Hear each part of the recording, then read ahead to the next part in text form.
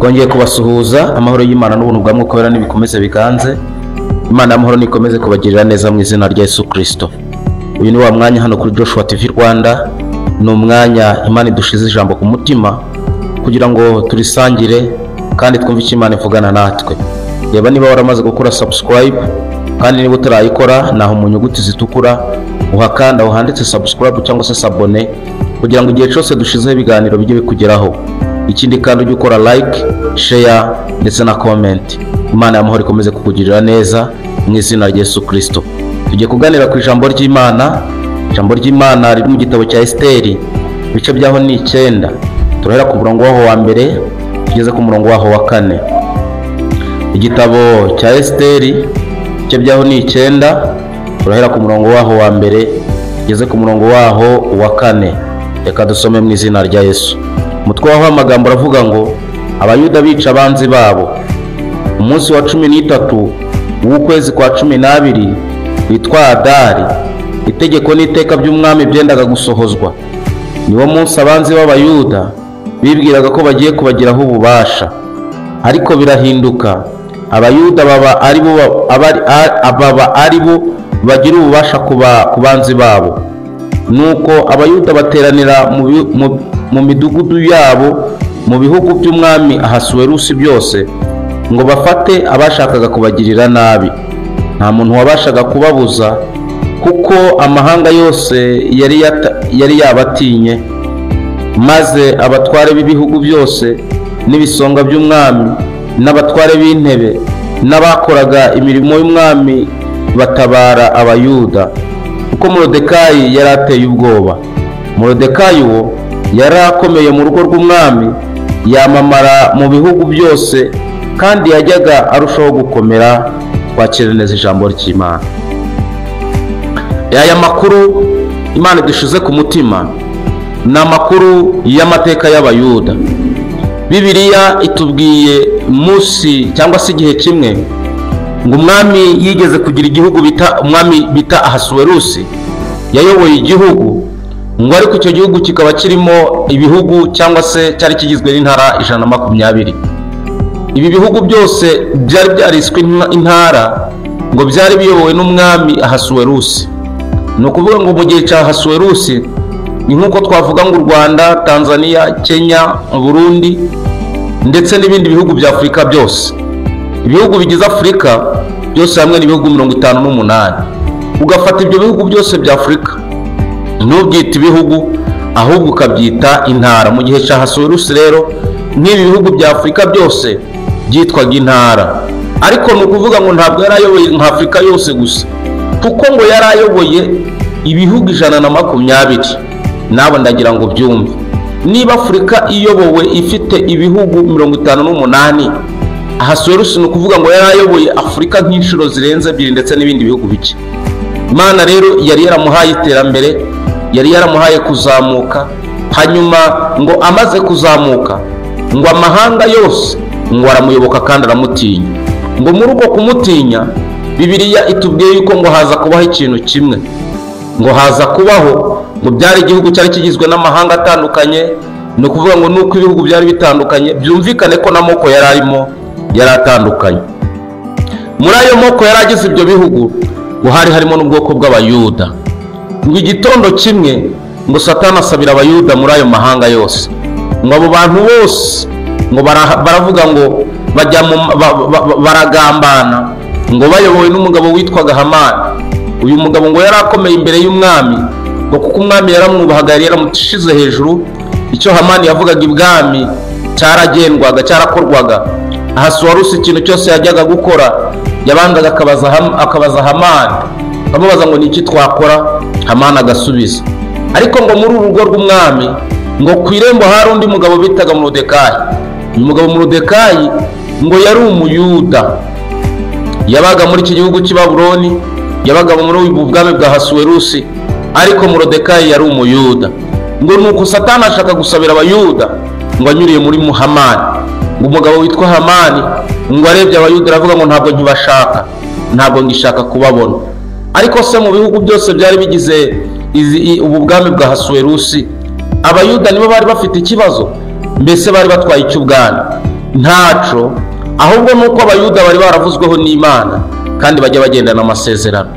Bibiliya iravuga ngo nuko umwami Ahasuwerusi yicaye ngo ajye kubona Hamani amugeze imbere, aramubaza ati se Hamani ni ibiki? Hamani ati rero niyumvisemo yuko ubwoko bw'abayuda butakongera kuba muri iki gihugu, ntabwo turi buze kubwirukana, ahubwo turi buze kubwica, tubutsembe tuburangize. None ndakwinginze mwami, abayuda kubera ko ntabashaka, reka mbabarira nandike inzandiko nurangiza uzisinye zivuga yuko umuyuda aho ari hose mu bihugu 120 ubereye umwami agomba kwicwa akarangizwa.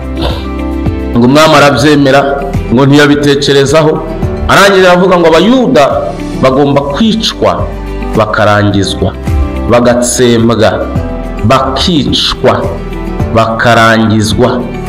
Umwami ngo asinye inzandiko zari zanditswe n'umugabo witwa Hamani. Hamani ategura jenoside y'abayuda, aravuga ngo ngomba kwica abayuda, ngomba kubarangiza, ngomba kubica. Arabari baravuga ngo ntabwo ngishaka ko babaho. Uyu mugabo witwa Hamani, mwibutse ko abayuda nta kintu na kimwe bari batwaye. Yewe na Morodekayi wabagiye ibwami ngo nta kandi kazi yakoraga, ngo yabaga ku irembo ry'umwami afungura urugi rw'abinjira cyangwa se abasohoka. Byumvikane ko nta kindi kintu yari ashinzwe gihambaye cyangwa se mu gufata ibyemezo usibye ko yafunguraga urugi. Ariko ngo mu gitondo Hamani aravuga ngo abayuda bagomba gupfa. Nyamara reka nkubwire, umuntu umwe yaciye umugani aravuga ngo inuma y'inyabugingo, inuma y'inyabugingo ngo itorera mu itongo y'uwayihigaga. Nubwo Hamani yanditse izo nzandiko, nubwo Hamani avuze ngo agomba kwica abayuda bose abarangize, ariko imbere y'Imana hari icyo yavuze ku bayuda. Ndagira ngo nkubwire, mu buzima bwawe bwa buri munsi, muri ibi bihe turimo byo kwibuka, hari abantu benshi bari kwiheba, hari abantu benshi bababaye, ariko ndakubwira nguhumuriza yuko inuma y'inyabugingo itorera mu itongo ry'uyihiga. Inuma y'inyabugingo itorera mu itongo ry'uwayihigaga. Ndagira ngo nkubwire, nubwo hakwandikwa inzandiko zingana iki, umugambi muzima Imana igufiteho ntabwo wakwemera, ntabwo Imana yakwemera kugutanga mu biganza by'abatarakebwe. Bibiliya iravuga ngo nuko umwami amaze gusinya inzandiko, ngo ariko mu ijuru Imana nayo irabireba, iravuga ngo ntabwo bigomba gukunda.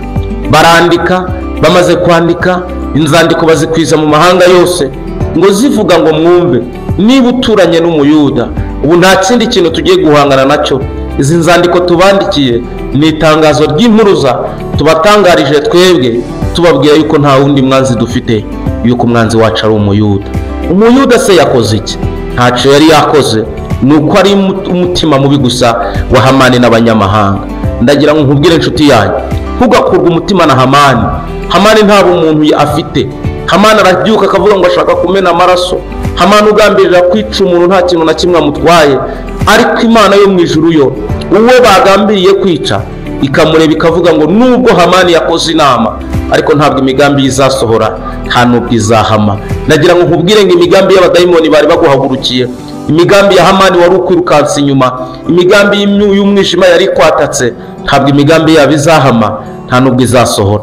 Ngo nuko Hamani aragenda ngo atanga itangazo mu gihugu cyose cy'umwami Ahasuwerusi, ngo aravuga ngo mwumve, ntanze itangazo yuko tariki 13 z'ukwezi kwa 12 ngo ariko kwitwa Adari, yuko abayuda bose bagomba kwicwa bakarangizwa bakava mu gihugu. Ntabwo tuvuze ko tubirukana, ahubwo turavuze ko tuzabatsemba, tuzabica, tukabarangiza, maze bakabura ntazongere kubaho ubwoko bw'abayuda muri twe.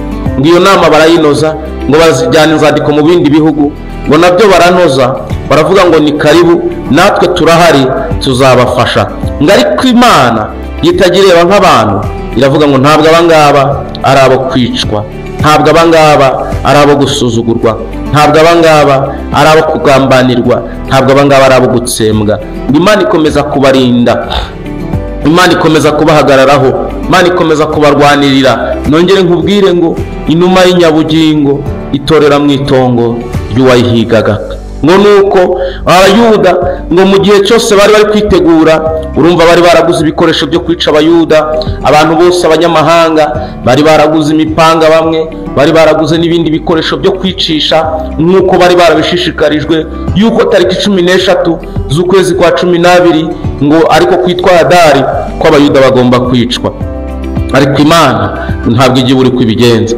Bibiliya iravuga ngo nuko muri iyo minsi ngo umwami ategura ibirori, ngo amare gutegura ibirori ngo aravuga ngo ndararikabura abantu bose ngo bazaze mu kirori. Nihuse ngo kuri wa munsi w'ikirori ugeze ngo abantu bose baraza n'abagore babo n'abandi bakomeye, ngo ariko umwami umugore we ngo bitaga Vashiti ngo aramusuzugura ngo ntiyaza muri icyo kirori. Umwami amutumaho, Vashiti aranga, yohereza n'abandi, Vashiti ntiyabumvira. Ngo bigeze nyuma Bibiliya iravuga ngo nuko umwamikazi Vashiti ngo asuzugura abantu bose. Ngo abo bari baje muri icyo kirori ngo babwira umwami ngo rero dore umugore wagusuzuguye n'abagore bacu turi kumwe, niba gusuzuguye natwe abacu bagiye kudusuzugura, none turagira ngo wirukane uriya mugore ntazongere kuba umwamikazi, ahubwo tugushakira undi mugore mu bakobwa bo muri iki gihugu tuzakuboneramo umufasha. Ngo umwami Ahasuwerusi abigenza nk'uko bamugiriye inama, yirukana Vashiti ngo batangira gutoranya abakobwa, ngo abakobwa bo kuzaba abamikazi, ngo bazana abakobwa mu mahanga atandukanye, ngo barabazana. Bibiliya iravuga ngo ndetse na Morodekayi nawe abwira mwishwe witwaga Esiteri ngo nawe aza muri iyo minsi yo gutoranya umugore w'umwami. Bibiliya iravuga ngo ariko Esiteri ngo akimara kugera ibwami ngo nuko akundwa n'umugaragu w'umwami, ngo Esiteri bamushira mu cyumba cyiza. Wibuke wa wundi watangiye kubona babandi bari bagambaniye b'abayuda, Esiteri yari umuyudakazi, none ibimenyetso byo gutabarwa, ibimenyetso byo gukira atangiye kubibona. Ngo bafata Esiteri ngo bamushira mu cyumba cyiza, bandi bakobwa bakarara mu bindi byumba bisanzwe, ngo ariko Esiteri w'umuyudakazi ngo akarara mu cyumba cyiza. Imana imuha feva. Reka nkubwire inshuti yanjye, nubwo wabonaga kwirukanka hari byinshi, nubwo wabonaga ibintu bikuriza ari byinshi, nyamara hari ikintu washingiraho ukavuga ngo nubwo bimwe ntarabibona ariko izantabara. Nubwo abayuda batari bakizwa ku buryo bw'umugaragaro, ariko kubwo kubaha Esiteri ni ikimenyetso kigaragaza yuko abayuda batakishwe. Ngo igihe kigeze cyo gutoranya umwamikazi, ngo abayuda bose banyura imbere y'umwami, ngo ariko umwami aburabasha. Wambe ngo abakobwa bose bararitswe bo kuza muri ibyo birori, ngo banyura imbere y'umwami, ngo ariko umwami abura umukobwa ashaka. Ngo bazanye Esiteri, Bibiliya iravuga ngo umwami akunda Esiteri, ngo ndetse Esiteri aratoranwa ngo abari wowe umwamikazi. Ngo akigera ku ngoma, Morodekayi aramubwira ati mva nkubwire Esiteri mwana wanjye, dore ubaye umukobwa mwiza, dore ubaye umwamikazi, nicyo gihe cyo kugira icyo ukora. Abayuda baragambaniwe, dore bagiye kutwica. Nubwo wabaye umwamikazi, itariki 13 nigera utaragira icyo ukora, tuzapfa kandi nawe uzapfa. Nuko tugiye gusenga iminsi 3, nyuma y'iyo minsi 3 uzatugerere ku mwami umusabe gutesha agaciro inzandiko yandikiye Hamani kugira ngo atwica turangize. Ngo nuko abayuda basenga iminsi 3 biyije ubusa. Ngo nyuma y'iyo minsi 3 ngo Esiteri aragenda asaba umwami, aramubwira ngo ndakwinginze mbabarira, ndakwinginze nyumva, inzandiko wari warandikiye Hamani zo kwica abayuda reka ziteshwa agaciro.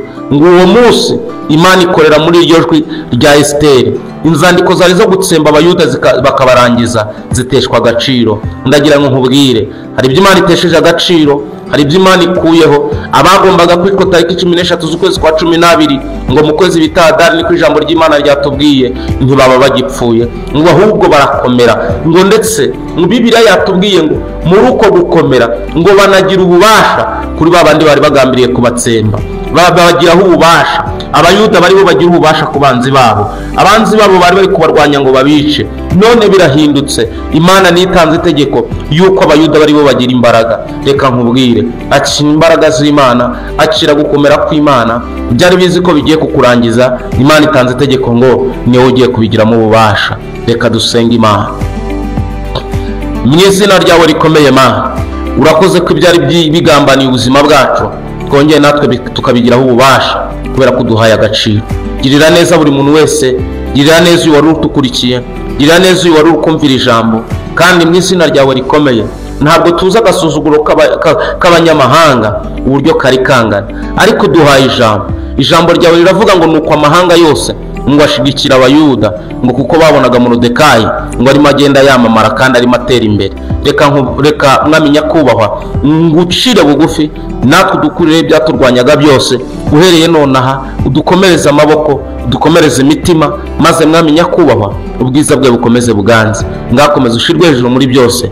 Ni mu izina rya Yesu tubisenze, urakoze, amen. Imana y'amahoro ibaha umugisha, imbaraga n'amavuta, dukomeze kwibuka kandi tuniyubaka. Shalom, shalom.